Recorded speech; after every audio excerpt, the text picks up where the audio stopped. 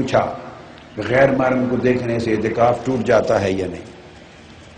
تو علماء مفتی لوگ بیٹے جو فقہ کی کتابوں میں ایک جملہ لکھا بس اسی کو پڑھ کے چلتے رہتے ہیں۔ حکم کے ساتھ ایک حکمت بھی ہوتی ہے، ایک تفقہ بھی ہوتا ہے، ایک اجتہاد ہوتا ہے، کئی گوشے اور ہوتے ہیں۔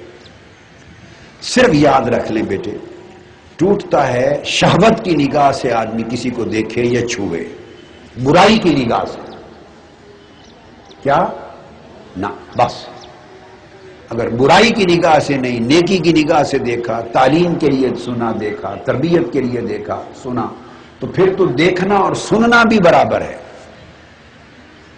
نہیں دیکھا تو سن لیا، کان میں تو غیر محرم کی آواز بھی نہیں پڑنی چاہیے اور آپ کی آواز بھی نہیں پڑنی چاہیے، تو پھر کہاں کہاں جا کے فتوے لگائیں گے؟ پھر تو غیر محرم تلاوت کرتا ہے وہ بھی نہ سنے، غیر محرم کی نعت بھی نہ سنے، تلاوت بھی نہ سنے، قرآن کا درس بھی نہ سنے، یہ نہیں۔ جو عمل آقا علیہ السلام کی سنت سے ثابت ہو اس سے چیزیں نہیں ٹوٹتی۔ آقا علیہ السلام ہفتے میں ایک روز ہر ہفتے خواتین کو خطاب کرتے، تربیت دیتے تھے، یہ سنت نبوی ہے، میری بات سمجھ گئے؟ سو برائی کی نگاہ سے دیکھنے چھونے سے یہ چیزیں ٹوٹتی ہیں۔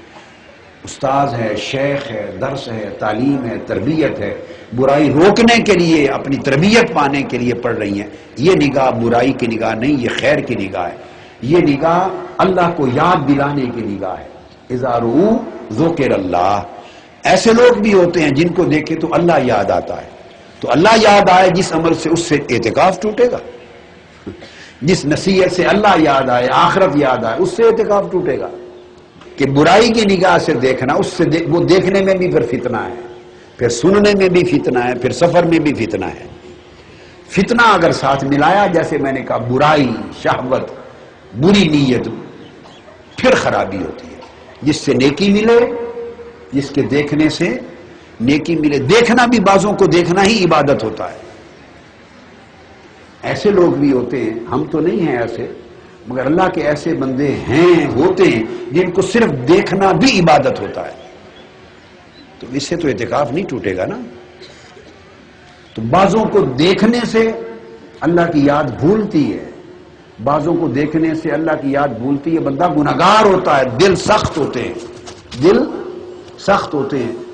اکابر اولیاء، ائمہ، تابعین، تبع تابعین، بڑے بڑے اونچے لوگوں نے بتایا کہ بعض ایسی اعمال تھے جن سے ہمارے دل سخت ہو جاتے، دل ہمارے قساوت آ جاتی، پتھر لوہے کی طرح سخت ہو جاتے، اور وہ سختی نہ نمازوں سے ٹوٹتی، نہ نفل سے، نہ تسبیح سے، نہ ذکر سے، نہ قیام اللیل سے، نہ صدقہ خیرات، کسی عمل صالح سے دل کی سختی نہ ٹوٹتی۔ پھر ہم فلاں کی مجلس میں جاتے اور ان کی صحبت میں بیٹھ کے صرف ان کو دیکھتے اور سنتے تو دل کی سختی ٹوٹ جاتی۔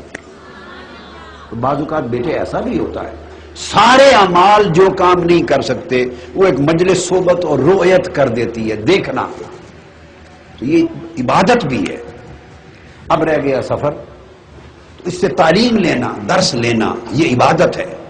کیا؟ تربیت لینا، استاد سے، شیخ سے، کسی سے، اور نیکی سیکھنا، یہ عبادت ہے۔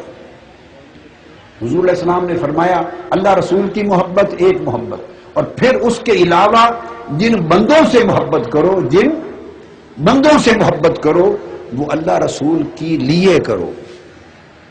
تو بندوں سے محبت فرمایا یہ ایمان کا حصہ ہے۔ یہ کیا ہے؟ ایمان کا، اس کو ایمان کہا ہے۔